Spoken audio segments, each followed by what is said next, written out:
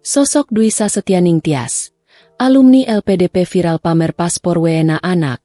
Sebut, anakku jangan WNI. Nama Dwi Sasetyaning Tias alias DS, Awarde Lembaga Pengelola Dana Pendidikan, LPDP, belakangan viral di media sosial usai pamer paspor anaknya sebagai warga negara asing, WNA. Awarde LPDP adalah orang yang berhasil lolos seleksi dan resmi menerima beasiswa dari LPDP. Buntut dari celotehan DS, sang suami bakal dipanggil oleh pihak LPDP. Kasus ini bermula dari Tias, sapaan akrabnya, yang membagikan satu konten di Instagram dan Threads miliknya. Isinya mengenai anak keduanya yang resmi jadi WNA Inggris British Citizen. Cukup aku aja yang WNI, anak-anakku jangan. Kita usahakan paspor kuat WNA, tulisnya dalam salah satu konten. Netizen kemudian banyak yang geram, merasa konten tersebut kurang bijak dilontarkan seorang Awarde LPDP.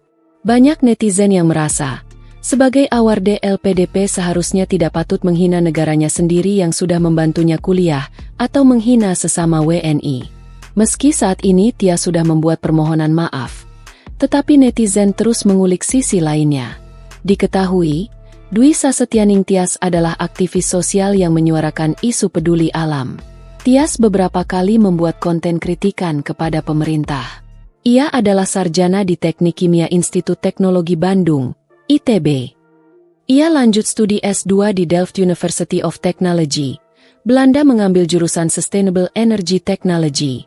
Beasiswa LPDP itu didapatkannya untuk studi di tahun 2015 dan lulus tahun 2017. Tias juga sudah berada di Indonesia mulai tahun 2017 hingga 2023. Selama menunaikan kewajiban sebagai Awarde, Tias menginisiasi penanaman 10.000 pohon bakau di berbagai pesisir pantai di Indonesia. Dia mewadahi ibu rumah tangga untuk bisa berpenghasilan dari rumah serta turut andil dalam penanggulangan bencana Sumatera, hingga membangun sekolah di Nusa Tenggara Timur, NTT. Ia adalah founder dari Sustaination Cerita Kompos Bisnis Bike Club. Selama ini ia juga vokal mengkritisi pemerintah. Termasuk beberapa kontribusinya, dapat dicek di laman Instagram resminya.